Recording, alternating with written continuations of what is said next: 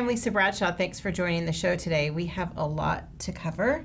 I wanted to talk with you and bring guests in to discuss the Wenatchee Valley Professional Development Summit. I think it's important to our students and it's important to our valley, so I'm excited to share the information with you. And I'm not doing it alone. Thanks for being here, Diana Haglund. Thanks for having me. We have a couple of other guests joining us a little bit later, but we'll get started with you. And tell us just an overview for the people who aren't familiar with the summit. This is year 3 of the Professional Development Summit, kind of in its current format. But something like this has been going on in our valley for about 5 years and was really born out of a need that came from our business partners and our youth, as well as employers here in the valley, saying people need soft skills. We need to provide a platform and an opportunity for them to develop those soft skills. And what a great way for many of our community leaders who are experts in customer service and professional development to share their knowledge and experience with people here in our valley. So we created the Professional Development Summit, and we tap local leaders to come in and talk about the things that they're good at, whether that be social media and kind of managing your profile there, or interviewing skills, or simply customer service, how to have a great customer experience when somebody walks in the door. Every year it changes up a little bit, but it's a great way for our community to attend and learn and then go and implement those skills in the workplace right away. And it's also really affordable. That was something that was really important because many summits and many trainings or conferences can be hundreds of dollars and you have to travel somewhere. So why not tap into our own talent here and create an opportunity? And you are the Wenatchee School District Communications Director. So tell me the connection between the school district and the summit. Yeah, early on, our relationship was how do we bring kids into the fold? So the school district came to the table and said, we want to be part of making this opportunity available for youth because they can benefit just as much as the adults can. It also creates a unique learning environment when you bring in like high school students alongside professionals. They can learn those same skills and actually learn from each other. So we were brought in to kind of advise and also to help coordinate what do we want this to look like so we can really benefit all those different audiences. The other benefit that we bring too is that we are a huge employer. We have a little over 1,200 staff members, including teachers, that can benefit from this type of training experience as well. So in the audience, you would find quite a different variety of people. So Absolutely. Let's talk about the audience. Yeah, so audience, obviously students. We tend to target our high school population, and we also work with our partners at SkillSource who are working with some of our students who are re-engaging in the learning process. So those are important skills for them to have that keep them connected with the classroom and keep them excited about learning. You'll also see mid-level managers, directors, frontline employees. Everybody can benefit from the topics and the content that are presented at the summit. When you said that it's changed over the last few years, it just kind of evolves based on the needs of the community. What ways have you seen it change? Yeah, our very first it wasn't the summit at that time, but we did a job fair. It was sort of on the heels of the Alcoa idling, and we knew that there was a need to have a job fair in the valley, and that really hadn't been done until Alcoa shut down. The chamber filled that role and said, hey, we want to do this again, but let's blow it up and make it available to the whole community, not just a particular employer or a particular segment. So we did that, and then we invited students to attend as well.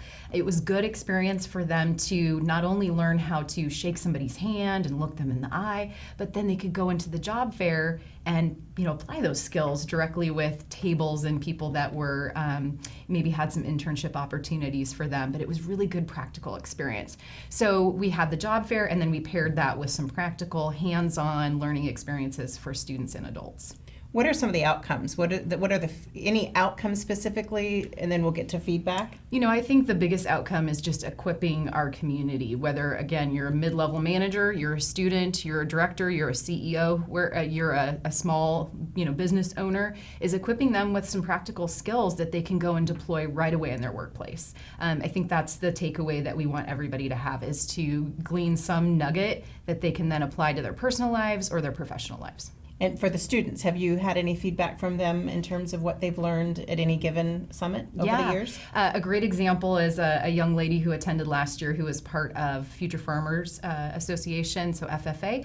And a lot of the skills that she learned about public speaking, she's able to use when she's presenting and showing off her cow or whatever animal it is. So it was really practical for her to learn some of those skills. Also, managing your social media profile. You know, our young people are they don't heavy realize into social that's media. Going to be follow them for the rest of their Absolutely. And so some good examples of what not to do. You know, you shouldn't wear a tube top in your profile picture. Those types of things are really practical for young people to hear from professionals who, you know, may be looking at their resume down the road, or maybe somebody that they work for or with. And so those were some really good things that students said, I had no idea, and I'm going to go ahead and, you know, look at my profile a little bit closer. And that's kind of the sign of changing with the times, right? I mean, this even 5 years ago, we weren't so social media focused, Sure. you know, and it's become more of a thing that students need to learn, probably Absolutely. as early as junior high, depending on when they get a profile. Yeah, I mean, and that stays with you. So kind of keeping that clean, but also knowing how to create your personal brand. You know, who are you on social media? I know as the school district, we tend to look at those things when we're hiring employees. So it's important to kind of clean that up and put your best foot forward electronically and out there on the internet. So that, I think, was a really important message. But, you know, even to just how to interact and network with somebody. We had some opportunities for people to practice that. It doesn't come easy to everybody. How to make small talk, how to shake hands. That's something that's really fundamental that I think some of us take for granted, but students need to learn that, and so do adults. How many times have you kind of had the dead fish or, you know, some other too strong of a grip in the handshake, and that really kind of sets the stage for how you're going to engage with that person. I think too that I feel like it's true. I have a son who's 20, and I feel like, and I talk with his friends about this very often. I think the more adults you can get around at this younger age, decision makers, people who may employ you someday, people who you may employ someday, who Right. knows, depending on your path. It's important to make that impression at this young age, because it's not necessarily expected that a Absolutely. 19 or 20 or 18-year-old would be having that handshake and making eye contact. Right. 22, 23, 24, when you're really going out looking for a job, perhaps, if you've gone to college, or if you're starting to make that shift toward a long-term career that you've been pursuing for a while, then it's expected. So you can make a great Absolutely. impression at a very young age if you've honed that skill from a very young age. Yeah, and it takes practice. So, you know, my bachelor's degree is in communications, and one of the best classes that I ever took was professional presentation techniques. Taught you how to run a meeting, taught you how to, you know, give that presentation. But the thing that I loved the most was every day when we walked out of class, we had to shake our instructor's hand. And if it wasn't a good handshake, you went to the back of the line and you tried Start it again over. until you got it right. So those are things that we hope that our students, as well as adults, have a chance to learn. And that's what we were hearing from employers was, not only are youth maybe lacking in some of these skills and have room to grow, but some of the adults also need help in just perfecting some of these skills and practicing them. One other thing I wanted to point out too that's kind of unique about the summit that we've done in years past is to focus on personal skills. So self-care. You know, we often forget about that. I know I'm guilty of it. You get going really fast, and, you know, how do you manage stress and how do you manage time so that you can be the best employee possible? Because that is really important, and I think we tend to forget that. And it's good for young people to hear that as well, is, you know, you don't have to go if it's at Creating the that stake balance. of creating the good, healthy work-life balance. And how do you go about doing that, and some strategies to help you make that a little bit easier. Well, it's a wealth of information. So we have a couple of people here to help us kind of round out explaining the Professional Summit, Wenatchee Valley Professional Summit. It's taking place on It's on February 6th, so it's February coming 6th. up quick. And registration will be through Friday, January 31st. That's why we have you here today. You can find out more information at wenatchee.org through their event calendar. We're going to take a break. When we come back, we'll have Susan Adams from SkillSource here. Take a break.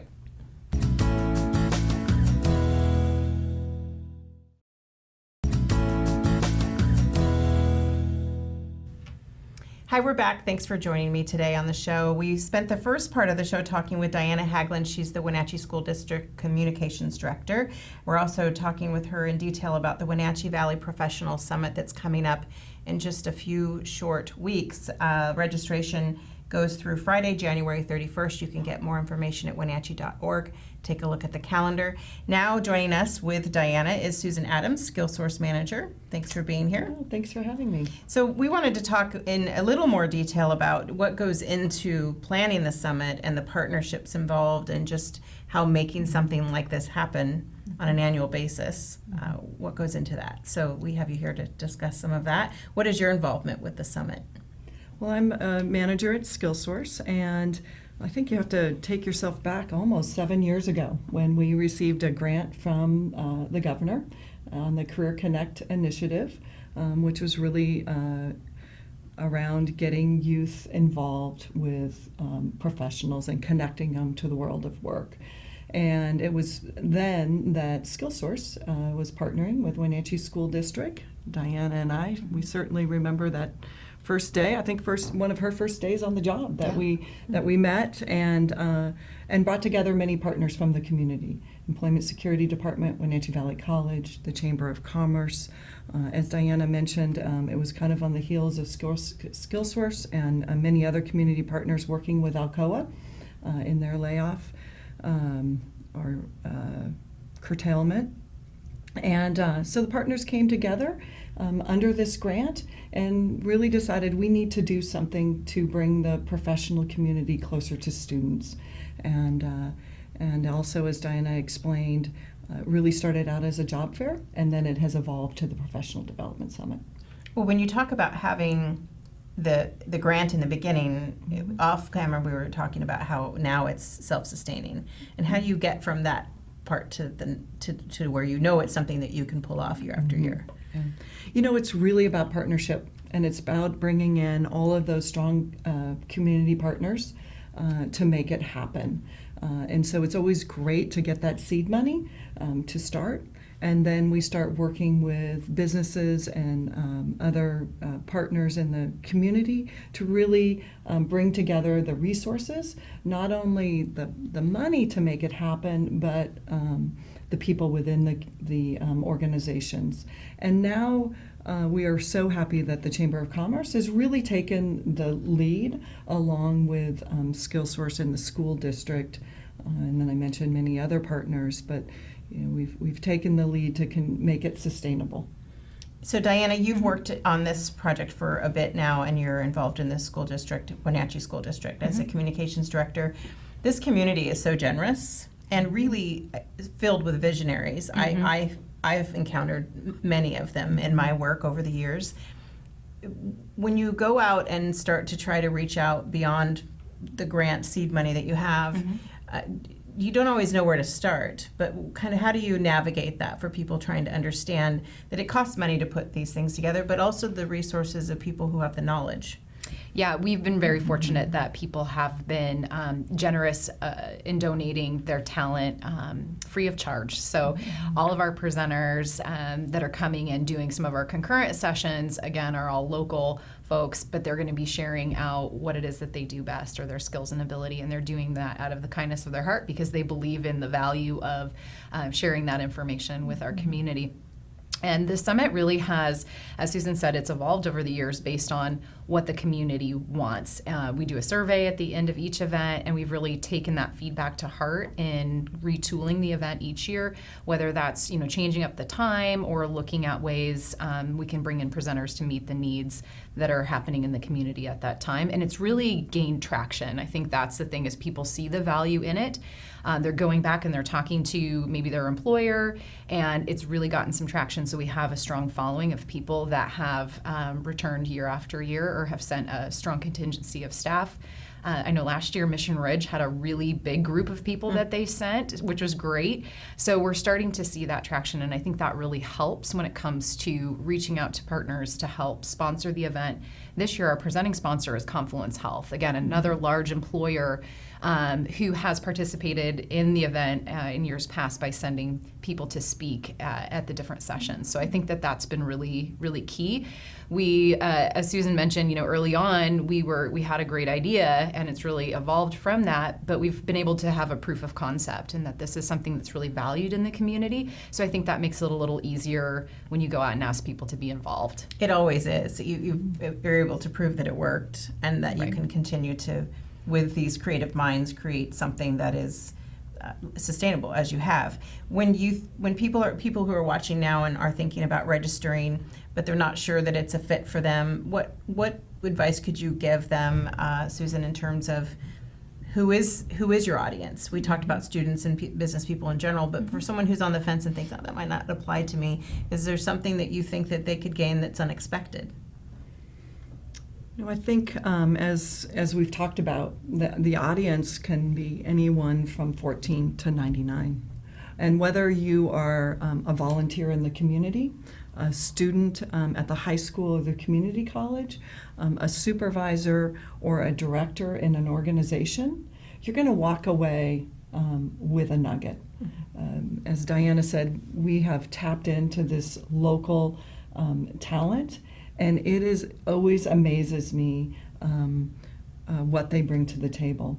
And I think about our keynote speaker this year, John Norland, a former ASB president at Wenatchee High School many years ago, and I've seen him grow in leadership from being an administrator and teacher at school to now owning his own business and traveling throughout the country. If you have not heard John Norland speak before, that's reason enough. That's reason enough. You will walk away touched by John. I've seen him speak at many different venues, and have worked with him in leadership for over 15 years. And every time I hear him speak, I walk away with a wow moment. That's outstanding. If people want to get a little more information about John Norland, who's the keynote speaker of the event, we're going to get into a little more detail in the next segment about who's speaking and what to expect from the day-long summit. You can find out, I'm guessing, more information through Character Strong. If you did a search for John Norland, Character Strong. People who want to register, January 31st is the last date for registration, which is a Friday. And that's January 31st. You can get more information at wenatchee.org through the events page. And when we come back, we'll add Amanda Bobbitt to the conversation. She'll talk in more detail about the speakers and just how the whole day is mapped out. She's in charge of logistics. Yeah. Okay, thanks for being here. Thank you. We'll be back in just a moment.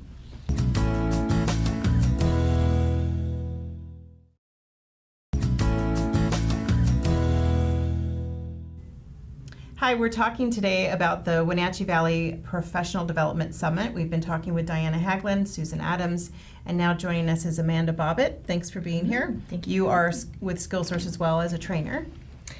Yes, thank you for having me. I am a trainer at SkillSource. I work a lot with our students on getting them job readiness skills.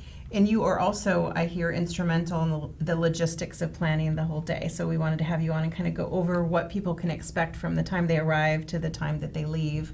And you had mentioned that we talked earlier in the show about John Norland being the keynote speaker, and his Character Strong is something that you're developing with him, or you're using what he has developed already and using it district-wide. Yeah, actually, we started off this year on our back-to-school day with all of our staff with a presenter from Character Strong, Houston Craft, talking about the power of kindness and how do we weave that into school and how that benefits everybody, regardless of if you're a student, a teacher, a parent. And so as we were talking about planning the summit, John and his group at Character Strong were a natural choice. Plus, we have a connection with John as a Wenatchee High School graduate, and he's still very connected in this community. So it was great to be able to say this would benefit our whole community, not just teachers and students, to share the message of Character Strong. So we're excited to have him as part of this year's summit. Amanda, tell us what people can expect. So the morning is the registration with a morning keynote, who is Brian Higgins. He's a teacher, and he's kind of the guy that's going to get everybody excited about being there. And then you have summit sessions, it says from 10:25 a.m. to 12:05 p.m. What can people expect from those sessions? So they're not seated the entire time watching the same presentations, they're moving about. Correct. So after they finish that morning session with Brian, who is a riot, if he's a great reason to go just himself. Once they're done with that morning session, they will break out into 4 smaller groups, and we'll be rotating throughout those 4 sessions in the morning and in the afternoon. So everyone will be attending the same 4 sessions throughout the day, just in smaller groups. So that gives them an opportunity. Will there be an opportunity for questions, or is it strictly a presentation? How does that work? What is the session like? Each session is a little bit different depending on the presenter's preferences. Normally they do leave some time for questions at the end. Normally they also focus on having an interactive element, so the participants aren't sitting and getting talked to for 45-50 minutes. They're able to work together with their peers and with the presenter to really take those skills and drive them home. With you also break for lunch, or is the keynote happens during lunch? The keynotes, during the lunchtime. And that's when John Norland will present. Mm-hmm. And then you break out again for sessions. So the sessions are just during that 10:25 to 12:05, or you do them again in the afternoon? We do them again in the afternoon, so there's 4 sessions throughout the entire day. 2 of them they will visit in the morning, and then they will visit the other 2 in the afternoon.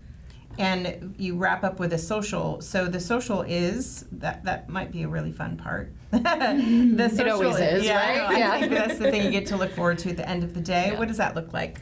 So the social will be happening there in that lobby space at the convention center, and typically it's all of the attendees that would like to stick around. We have some apps, there's some drinks, just an opportunity for them to kind of go over what they learned that day and make some new connections. It's always a blast, and it wraps up the day really nicely. Well, sometimes you see hear something someone's presented, and then you don't, if you're at a large conference, you don't have an opportunity to go and talk with them. So this is an opportunity to follow up with something. It really is. And for example, last year we had some, employers that sent fairly large groups. So it was great to split them up, and then they come back together at the end and sort of share their learning and can reflect on, well, this is what I took away. This is what I heard. So that's a really powerful time for them to think about what it is they learned and how they might go ahead and deploy that back in the workplace. And the other thing is about the social that's super valuable is building social capital. So we talked about networking earlier. It's a great way for people to network and get to know others and talk about the things, again, that they learned. So it's a good icebreaker of what did you learn? What was the joke Brian told that you liked the best? Or, so I think it's a great platform for people to just get to know each other and, again, build that social capital. And the takeaway is different for everyone, right? That's the point, is that they might see a presentation and the takeaway would be something different, and that's an opportunity for them to compare notes and maybe even gain a greater understanding of what they've already seen. Yeah, one of the great things about having them broken out is that each session, while it's the same content, it's going to be delivered a little bit differently based on the audience in the room. So like you mentioned, the takeaways are going to be different for every person as well as for every session. So it's a great opportunity to just lay out all the information they got from the day and, like Diana said, just compare notes. Well, the summit is coming up on Thursday, February 6th. Registration closes Friday, January 31st. Your ticket is $55. You can find out about all of the speakers and more about the event than even we've covered here. If you want a breakdown of all of the speakers, at Wenatchee.org, go to the events calendar page. There's also a phone number, 662-2116, if you want more information that way. Thank you both for being here. I think it's a great thing anytime we can bring something like this to the Valley and expand the opportunity for the workplace. It'll be held at the Wenatchee Convention Center. You can get your ticket, again, Wenatchee.org. If you have questions, give them a call, 662-2116. Thanks so much.